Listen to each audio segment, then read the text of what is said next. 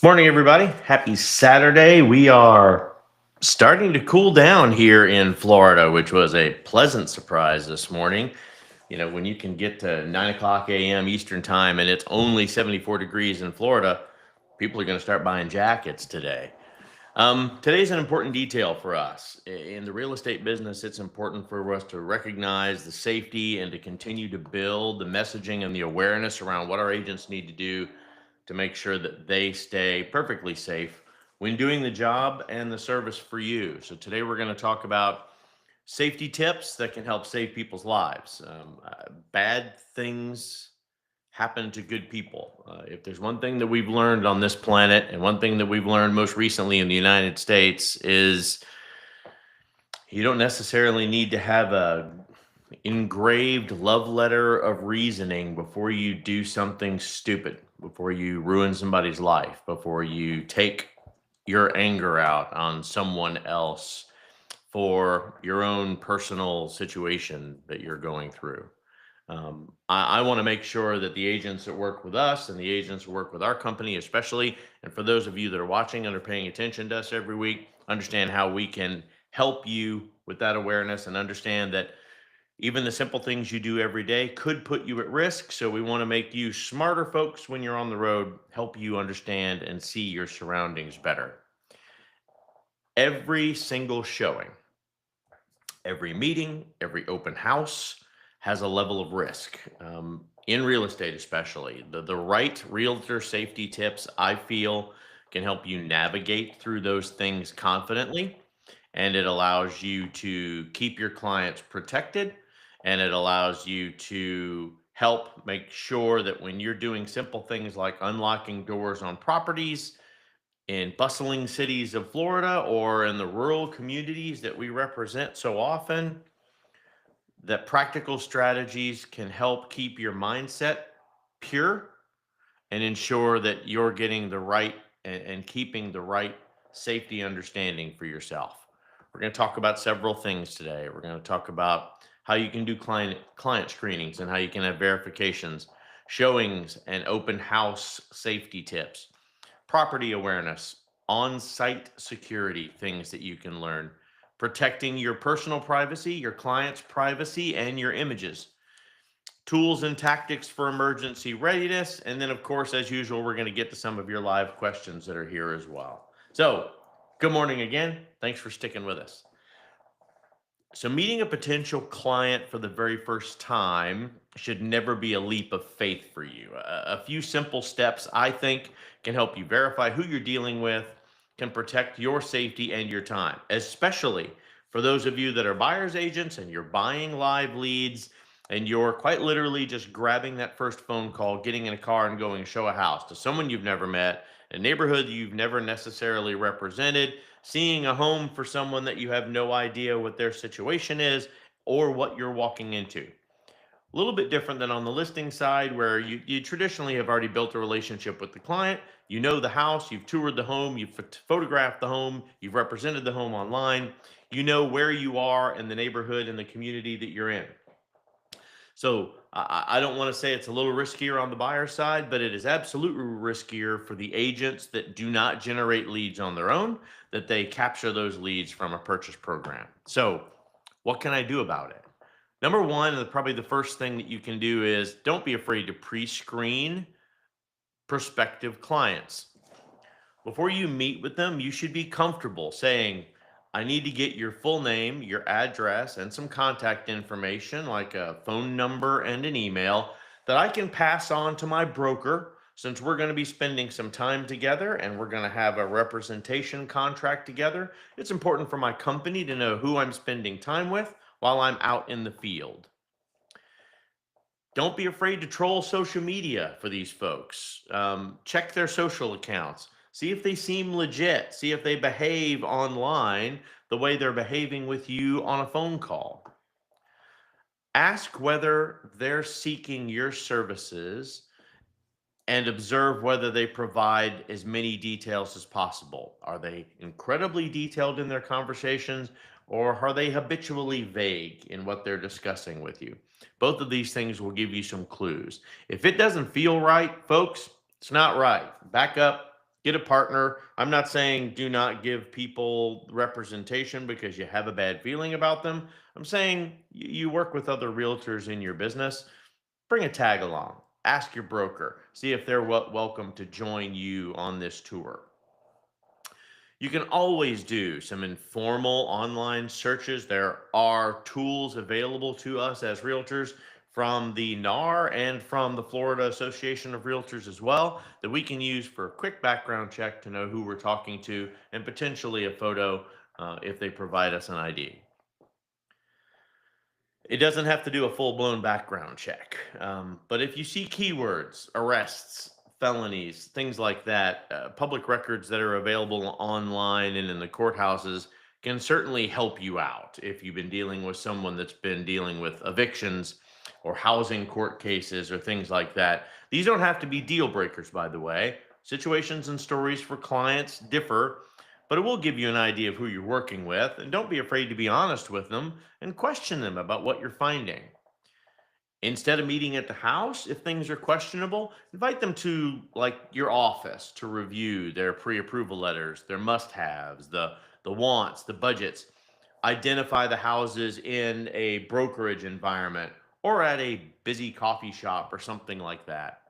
Ask questions that are going to gauge whether they're serious, as well as give you an opportunity to feel safe communicating and dealing with them in a state of business.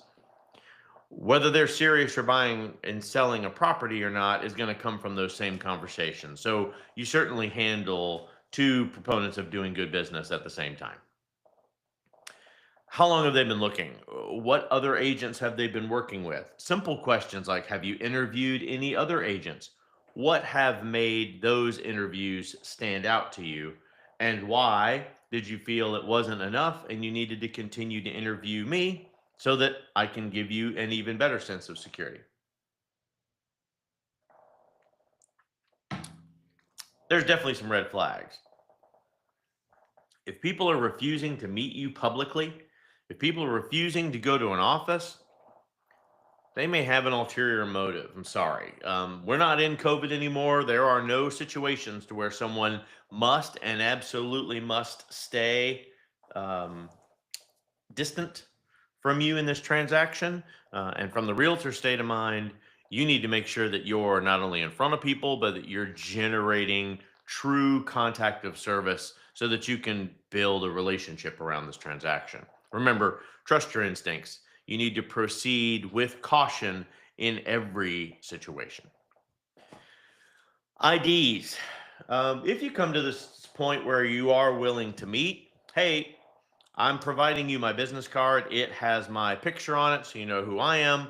If you could please provide me your photo ID, it's a requirement by my brokerage that I know that they know who I'm with when I'm out publicly. Um, Additionally, we do occasionally do pre-screenings. Make it a point to require valid IDs during open houses and showings, especially. Do not segregate who you're doing these things to.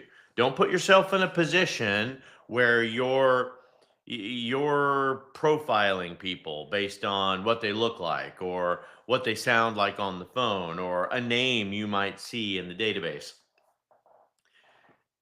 You should keep yourself safe no matter what. You cannot judge who people are based on those profiling situations. So check everybody out. Ask everyone for their ID before you meet them personally. Provide it all in an email, copying your broker and their email address and their information to your broker. So if something happens, your broker knows where to start and your broker knows where to provide information to the police department.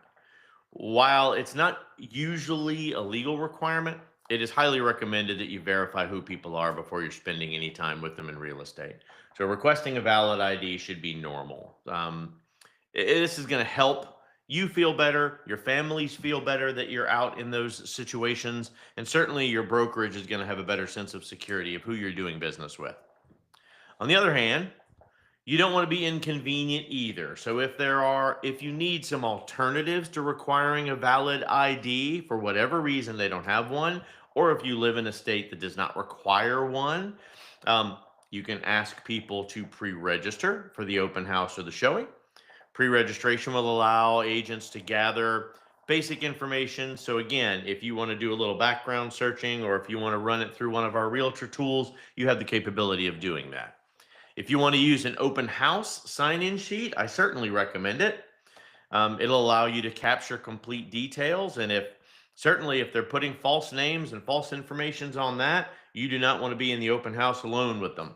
If they're not willing to be honest about who they are, because under the guise of, well, I just don't like giving out my personal information, I apologize. Be honest.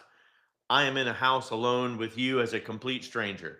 I have identified who I am. I'm simply asking, and my brokerage is requiring that everybody that come in simply identify themselves. And if you'll check a little box on the side saying, I do not wish to be contacted, or write me a little note on that paper that says, I do not wish to be contacted, that is perfectly acceptable as well. You can also go as far as to host an appointment only showing. This will control the number of people that are coming in, the amount of people that are coming through at any given time. And you can even go as far as a virtual tour if you simply do not find yourself in a safe situation. Um, Physical attendance is obviously optional that way. It minimizes security risk and it's a live feed. So it makes it very easy for people to join without any types of problems. Again, red flags. Some agents allow guests to roam the house freely during an open house. You should never do this. It is important for them to understand that I'm representing someone else's home. I'm going to stay in close proximity with you in case you have any questions. And secondly, in case there's any issues while you're walking through the home.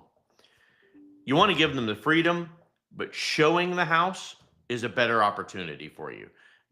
God forbid there should be a theft or property damage. It will be challenging to identify responsible parties or to take appropriate actions without seeing them and verifying your client's identities before showings or open houses. So showings or open houses have their own kind of set of safety tips too. Safety should be paramount for unlocking of doors, a last handshake before they leave, closing the doors behind people while you are now segregated alone with them in a home. These are things that you can do to help keep a secure environment while still creating a great impression. First off, sharing your location, doing kind of a live feed so that people see that you are there, you are on TikTok, you are doing a live safety briefing, or you are doing a live showing with people on the internet. It's going to help people understand that you're not showing a property alone. If no one's available for you to accompany these property showings, practice agent safety. Please ensure someone knows your location at minimum. Keep your phone handy. And if you're going to be in a rural location that does not have good service, you need to know in advance and absolutely do not do those things in a alone environment. Invite someone to tag along. Inform your colleagues, inform your family, inform your friends. Where are you? When are you planning on meeting and doing the showings? Well, how long are you planning to be there if it's an open house? Share your location in real time. You can use GPS enabled technology and apps regardless of your platform these days. And again, those low signal areas, especially rural locations, you should absolutely consider bringing someone along, even if it's a colleague, friend, family member, someone like that. It's a deterrent for people to do bad things. You simply don't want to put anyone in a situation where they're comfortable, maybe taking advantage of a situation. Schedule daytime showings as much as possible. Daytime appointments are much safer. They offer better visibility. You should knock on neighbors' doors and let them know you're there doing showings so that they can also keep an eye out in case they hear something or they see something, they can absolutely report something.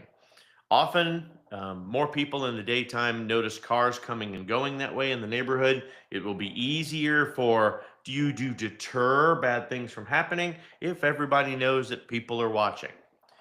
I hate to say fake cameras, but if you can buy a box of fake cameras and bring them with you and set them up randomly throughout the house that you are showing or touring, they don't know that they're not hooked up to some kind of Wi-Fi or some type of Wi-Fi point of your phone. And they can, again, be a very easy deterrent for people trying anything that maybe they've been thinking about testing out while you're alone with them in the house. This one's a tough one for real estate agents. I think I'm probably going to get a little pushback on this. You should not advertise your listings as vacant for multiple reasons, especially on listing websites and on your marketing materials. Instead, I suggest you opt for like neutral language that does not explicitly disclose whether the property is occupied or vacant. You can certainly put in the realtor notes specifically that it's a vacant property and you prefer this to not to be generated publicly. Focus on highlighting the property's features, the amenities, attract genuine buyers or renters without compromising your security or the safety of the property that you're representing. Also, you can use virtual staging if you're needing to make the home look a little more lived in for real estate photos. Just make sure you're following whichever database rules for your MLS that you need to follow to make sure you're checking appropriate boxes on any virtual platform. Another red flag for you. If you're advertising a property as vacant, you are encouraging break-ins for the home too. Sometimes with bad intentions, simply trying to get you to show the house or force the buyers or force the sellers into buying because they feel like they're in a bad neighborhood, or force a price drop because now they feel like they're not in a safe area any longer. Um, it's difficult to manage all of the unsafe scenarios that you can possibly be in, but certainly your personal awareness is going to go a long way to that. When you're with clients, I suggest that you allow clients to walk in front of you. Show them the door, a polite hand to show them the direction they should be going in. These house tours have no need for people to get behind you, for people to be in a situation where they're running from you in the house, slamming doors, or anything like that. A position from behind you will allow you to maintain visual contact, safe distance in unexpected situations. You should keep your phone with you regardless of signal strength. Don't be afraid to turn your video on while you're doing this walkthrough so people can hear your voice, or do a live feed so people can see what's going on live. But worst case scenario, if something happens, it can have a video capture of maybe what happened and help them identify the person that has caused damage or harm to a property.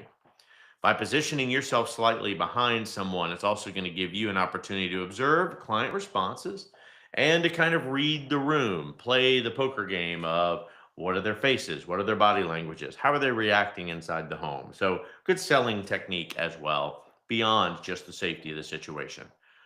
When people are walking behind you consistently, they can approach you from behind without your knowledge. They can certainly catch you off guard while you're in the middle of a sales pitch.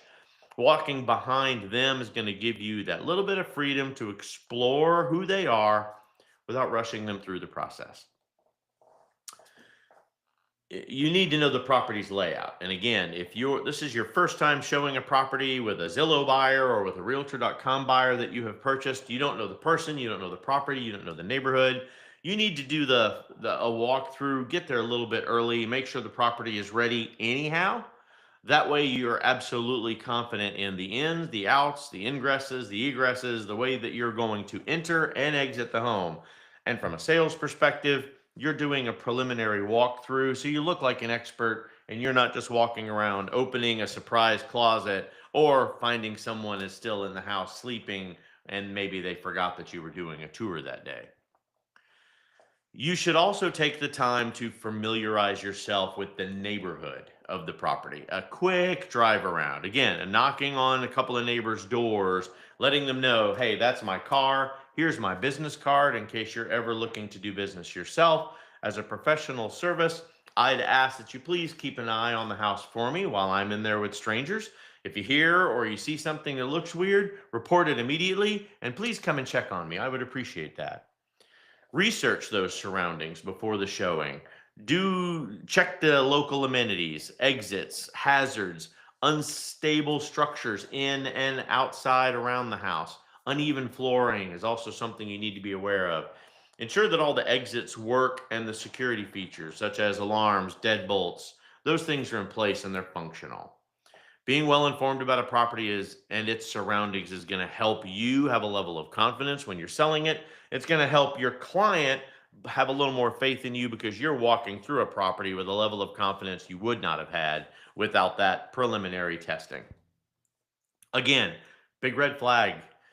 If you arrive at the home before the showing allows and you identify areas that you cannot get out in an emergency, if the prospective buyer is there already when you arrive early, those could all be red flags or could simply be just an eager buyer. But trust your gut. Ask them to wait in the car while you go get things ready. Hey, sorry, the house is not prepared yet for our arrival. If you'll stay in your car, I'll come back out and get you after I've surveyed the location. Go inside, lock the door behind you while you're familiarizing yourself with the property. 25% of realtors have experienced some level of situation, more on the commercial side, by the way, than on the residential side, but it's still a situation. And it makes for them fearing for their own safety or for the safety of their personal IDs or information while they're there. So please know what we're talking about today is a very real situation that I personally care about. I have not personally experienced it myself, but agents in my family have. Parking your car. They teach us whenever we're getting our real estate license, never park your car in the driveway of the property because it deters clients from being able to see themselves parking themselves in the driveway and creating a connection with the home. I can see myself parking here. I can see myself unloading my groceries. That's all fine. Still park in the house or in the house. Still park in front of the house. Make absolutely sure you're parking in a well lit area. Good visibility, not behind a bunch of shade trees. If you need to leave quickly and get to your car quickly, you park on the street instead of the driveway so that you cannot be blocked in. This will also prevent people from, I hate to say, vandalizing your vehicle or putting you in an awkward situation with a flat tire, but it'll certainly help. If they block your vehicle, and are hindering your ability to escape in a situation that you are simply uncomfortable during a showing, this will leave you feeling trapped, feeling vulnerable when you're in the house. And if you didn't have anxiety enough before of meeting a complete stranger, you certainly will now. Parking your car outside of the driveway instead of that is going to make you feel a whole lot better. And it's going to allow those neighbors that you should have talked to already provide you some assistance or intervene if they see some specific activity.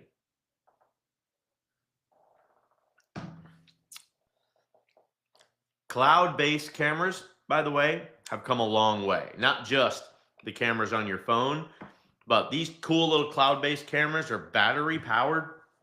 You can set them up anywhere in the house. They can be connected to your device while it's in your pocket. They can be using your phone as a Wi-Fi point while you're walking around. Or certainly if you know the client that you're going to be representing, setting these cameras up and actually connecting them to their internet can work. There are some great softwares that you own, you manage. No one else can see the feed while you're doing the tour. It is simply a live showing and a capability. Work with your brokerage to make sure that the right people have access to watch while the tour is going on.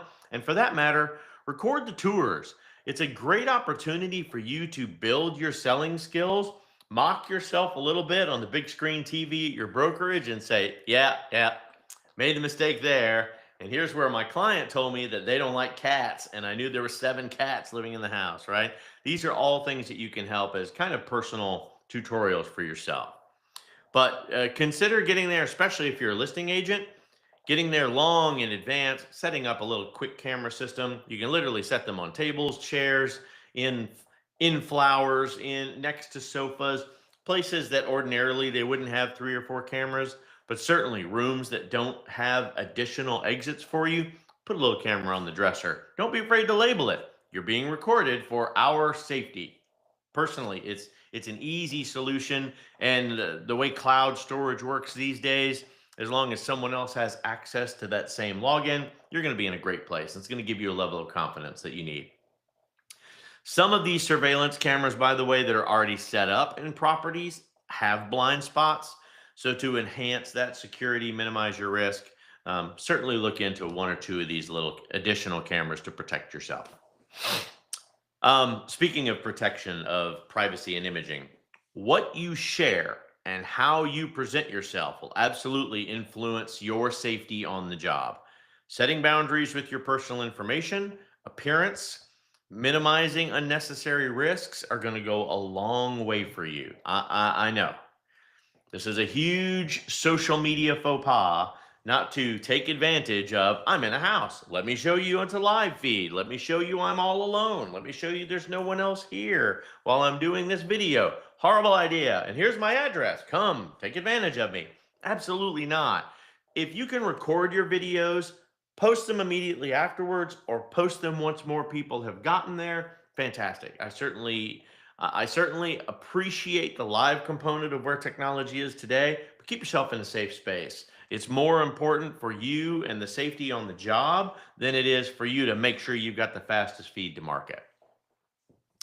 Limiting your personal information as a realtor is almost ridiculous to even try to state. All of our information is public. Everything but our home address is probably public, quite honestly. And if they did a little bit more digging, they could find that too. We're on every social media platform. We're on every realtor site. Who we are, where we work for, the cars we drive. If they watched any of our live videos, if they scrape through my office videos, they could figure out where I live and what I do and how I do it. Exercise your cautions, though, when sharing your personal information. I know it's hard. We are in an incredibly public industry in real estate. We love people. We love to be personable. We love show the reality of who you are. It makes you more approachable as an agent. However, sorry, but you need to avoid disclosing details about your personal life and you need to schedule so that you can minimize the risk of targeted attacks.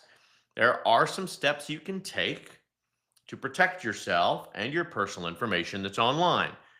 Use a professional email address and an office or a Google Voice number instead of your personal accounts for real estate transactions. Two, you can adjust privacy settings on all social media so it controls the visibility of your personal information. Three, when you're creating a listing or profiles on real estate websites, provide only necessary contact information for you to do the job. Avoid sharing sensitive information such as your home address or personal photos of you and your family. It's not safe for you and it's not safe for them. With AI and the things that AI can do these days, I can take a picture of someone, it can add an AI voice, and it can add AI facial movements to look like they're the ones talking. It's terrifying where it is today, and we're just getting started with AI. Just wait in a year, 2 years, where it could be. Use pseudonyms or initials, by the way, in real estate websites rather than your full names or online platforms or directories where the public can easily access your public information. Doing that will reduce the risk of identity theft. I get a lot of criticism for, I have a personal Facebook, for example. I have a business website and a business page in Facebook that, although I want to make sure that I have a personal sphere of influence, I point them to my site so that they can see the things that are real estate. It also keeps them from having to see real estate blurbs all the time, which only blows up whenever I'm in a situation to where I'm looking at someone that's been in my family my entire life and go, how did you not know I was in real estate? Red flag. Real estate agents who publicly share information online can absolutely become targets of harassment, stalking, real estate scams, unwanted solicitations. Exposing those personal details will increase the risk of your personal identity theft, privacy breaches, or even fraud with your name and your identity on it. Gentlemen, ladies, your face is your paycheck. I get it. You're attractive people. The more attractive you are and the more confidence you're exuding online makes you an even bigger target. Please be careful. Please do the right things. If it doesn't feel safe, it probably isn't. So be careful. And when you're with folks, you need to dress like a professional. You need to dress well, but you need to dress in a capability of leaving fast if you need to, protecting yourself when necessary. Instead of wearing flashy jewelry, drawing attention to yourself, opt for some plain old accessories that build in with some built-in safety features like a smartwatch or something like that. Apple, Samsung, Fitbit, they all have them. These will allow you to send messages to your emergency contacts with GPS locations on the fly. Dress professionally but modestly. Gentlemen, ladies, exposure is not a win when it comes to your personal safety.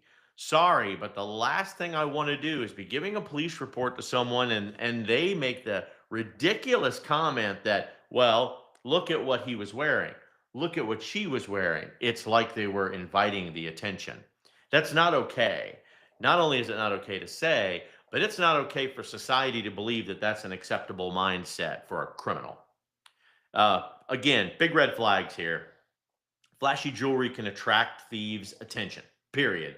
If you don't feel safe walking or dressing like that downtown, you should absolutely not feel safe dressing or walking around like that privately inside of a stranger's house while you're with a stranger trying to sell it. This is going to make agents a lot more susceptible, or worse, put them in a position of a violent crime. You should avoid wearing extravagant accessories and exposable clothing while you're in unfamiliar places. Wear comfortable shoes and clothing you need to utilize for functionally getting away if there's a situation. Obviously, there's a lot of tools and tactics as well for these emergency readiness sessions. When the unexpected happens, be prepared, make all the differences. There are safety courses, there are how do I protect myself classes that we have readily available to us. Beyond a video, talk to your broker about doing a self protection course. There are lots of agencies that have these at their readiness. These tools and these habits will help you respond quickly, will create some muscle memory on how you protect yourself from an attacker, or more, how you protect yourself from someone that's a video attacker. Someone following you around, taking your picture and checking information on you while you're walking through a house and supposed to be selling a property should be a huge red flag to you, and you should react appropriately. Hey, I appreciate you've got your phone out. Looks like you're doing some recording. While we're together, if you want to record and show the home so that you can show family members, that's great. But please keep my personal pictures out of it. I would appreciate it. One of my top real estate safety tips is going to utilize apps specifically designed for agents. Realtor safety apps typically offer some type of panic button, an emergency alert, a location tracking feature. Some of the situations where these online apps come in incredibly handy is when you're meeting with new clients, when you're working alone in remote locations or secluded properties where you can't get a good signal or a signal at all, hosting an open house and property showings, nighttime showings. I realize, kids, this is Florida. We're on the coast. Getting that sunset picture is fantastic, and giving them that warm feeling of you could be lying here in the master bedroom watching the sunset over the setting in the west sunset exposure is great, but it's not a safe spot. Trust your gut. Know the client before you go to that next step of wanting to put yourself under a little more risk. Ensure your phone is readily accessible, preferably in your pocket rather than buried in your purse or in your bag or in your backpack, gentlemen. In an emergency where you need to get to a panic button and a safety app, having a phone quickly accessible to you is important. No, leaving it in your hand isn't necessarily the best way to do it, but if you have a live motion or live activity app going on, then absolutely you should utilize it. Whatever you do, make sure you can minimize the time that you need to be able to get to the phone or the app. And I'll give you some numbers to support it. 65% of the NAR members use some type of smartphone safety app, some type of track locator, and alert contacts in an emergency. Some of the most commonly used Realtor Safely mobile apps are Find My Phone feature. The Android has a GPS phone track. Century Key is a fantastic application. HomeSnap Pro does this. Homes.com offers one. The NAR offers one. And there's a company called Forewarn, F-O-R-E WARN, that has a free or a paid realtor app service to all NAR members. How do I explain this next part for those of you that have situational anxiety already? Keep calm, stay alert. If you are traditionally calm and you're able to maintain your awareness during these client interactions and the property showings, most people are going to try to buy and sell a house under a legitimate fashion, and it's a harmless interaction. However, being level headed, staying aware, which is why we do these classes every single September, it's going to help you think clearly. It's going to help you respond effectively in a crisis. Some tips that'll help you stay that way: preparation. It's always essential. You can follow very simple tips ahead of your meeting to make sure you're instinctively able to respond instead of react to a situation. Trusting your instincts. If you arrive at a property and something doesn't feel right, it isn't right. It is okay to drive around the block and call somebody and say, hey, I need either someone to meet me at this property, or I need someone on the phone with me while I'm walking through. Earbuds are fantastic. Put in an earbud, let them walk with you on the tour, keep your phone on and in your pocket. Your safety is paramount. Meditation, self-defense, personal safety courses. These can all teach you how to respond in case of an emergency, in the case of a crisis. And ultimately, pay attention to your heart rate. Pay attention to your breathing. Breathe natural. Take a few deep, calming breaths before you start and during the tours. It will help your body relax. It'll help bring down that heart rate so you're not trying to sales pitch under an adrenaline rush. You need to give the situation time, but you also need to keep aware and alert so you're making the decision, not just a body reaction. If you feel threatened, you need to prioritize your safety. You need to attempt to de-escalate the situation, seek refuge in a secure location somewhere in the house or wherever you're meeting, and contact emergency services immediately and keep them on the phone while they are on the way, and do it loud and proud. They need to hear you're on the phone. Put it on speaker that you are talking to the police. They need to know so they figure out they need to go. Have an emergency plan. Not all realtor safety tips involve an attack, by the way, from a person. Sometimes the dangers could be weather related. They can be property hazards. They can be uncontrollable pets on a property. Prepare an emergency response plan for every scenario. Hostile encounters are only one of them. Medical emergencies for someone that you're with could be another. An animal attack, an act of nature. Florida, we get thunderstorms all the time. We prepare for hurricanes for a week, but the thunderstorms can pop up because of our location between the two major water bodies. Pro tip: as a real estate agent, you should know the location of every emergency service nearby the property that you're at or the location that you're at. Learn basic first aid procedures, learn how to handle emergency supplies, learn how to know where a first aid kit might be on the property, flashlights, water near you, and be able to protect yourself and your clients from personal or animal attacks. You don't know what the homeowner mistakenly left in the house, thinking that everything is fine because they live there. But some spray or a mace or a bear repellent or whatever you feel like you need to carry in your backpack or purse or on your person while you're doing a tour, these are all important things. And for my high-rise sellers, please make sure you know where all of the emergency exits and the fire safety plan for a building of that magnitude before you get trapped on the 27th floor and hear a fire alarm. Again, huge red flags. Without clear guidance and safety protocols, panic and confusion is going to make the situation worse. You being able to lead an effective response to extend exposure to danger, to avoid exposure to prolonged danger, is the key. Attack dogs are usually going to give some kind of warning sign. show their teeth, growling, crouching, raising the hair on their back. People are typically going to exhibit some type of weirdness in the way they're presenting themselves that day. Keep your distance, keep prepared, be ready to respond under your terms, not under theirs. Gently backing away from a situation might be your best course of action. But being able to educate yourself and your clients and your fellow agents is going to be your best source of survival. For us here at Keystone, ensuring that realtor safety is critical in becoming a successful real estate agent and maintaining a level of safety and confidence helps us teach our clients, our fellow agents, and other realtors outside of our organization all of the factors of safety. If you're not a member of the Keystone family and you're watching this today, we appreciate you. This is important, and you should make this a consistent reminder for you every single year.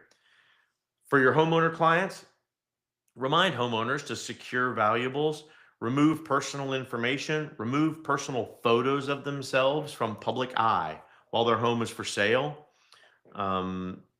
There should be some secure area somewhere in their house that you can get to if necessary, and they should be able to show you where those things are. If, God forbid, a security instance occurs, whether it is theft, physical harm, property damage, if it was because you were inadequately educated in safety, your clients are going to hold you liable for negligence. If something happens to one of my agents and they sue the company because they feel like the agent wasn't properly responded, the first thing I'm going to do is look at this video recording and see, did my agents pay attention? Did they actually watch the video from end to end to make sure they were educated appropriately to do the right things? Do not put yourself or your license in jeopardy because you simply didn't make time to watch a security briefing once a year. I realize you're self-employed as a real estate agent, but you have an obligation to safety, and it should be a no-brainer that you should do these types of things for yourself every single year. I've got a couple of questions in the sidebar. I've got time to take a few of them. What are some hazards of being a real estate agent? That's interesting. So while I feel like real estate agents don't encounter inherently physical hazards like other high risk professions, safety risks are still certainly associated with the job. So being a realtor has the potential for driving hazardous situations or interactions. You often visit unfamiliar places. You often visit unfamiliar people. There's going to be things like meeting strangers as a part of your daily business routine.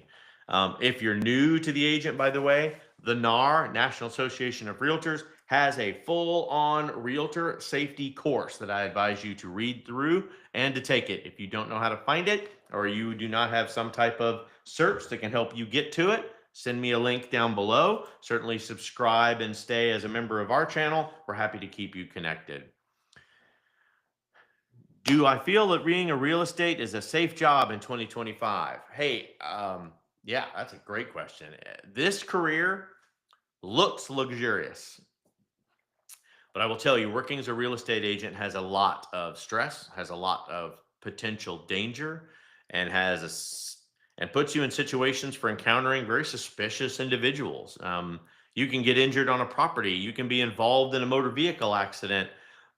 Agents spend a significant amount of time on the road. But despite these risks, real estate agents successfully manage their career through awareness, through education, and through understanding. Simply implementing some preventative measures, just like in any industry, will help you adhere to safety protocols. And ultimately, it can be an incredibly gratifying career without you waking up worried about your safety every day. Last question. When showing a client around a property, how should you proceed? Again, I went into deep detail on this one. Always remember to keep your client in front of you. When showing a property, never put yourself in a vulnerable position or closing yourself off to a corner or turning your back on a client. Your client should always feel like you are connected to someone on the outside, whether in an earbud or whether in on your phone. Be obvious about it. It's for your safety. You can even tell them, feel free to make your broker the bad person. My broker requires a live channel or a live feed when I'm showing a property for my safety. I appreciate your understanding. Wrapping it up, I need you. I employ you to have safety tips, safety understandings, so you can mitigate the risks against yourself, the personal property you're representing, and the situational scenario that you consistently put you in this industry. Always remember your safety is a non-negotiable. If it feels funny, it's funny. Get out of the situation. If you got any additional safety tips or realtor advice that you have been given that you'd like us to share with our audience, please put it in the comments below. I will blast it out and make sure everyone is aware of it. I want everybody to have a great day today. I appreciate you joining. Thank you for your time and your energies, and have a great day and do good business. Take care, everybody.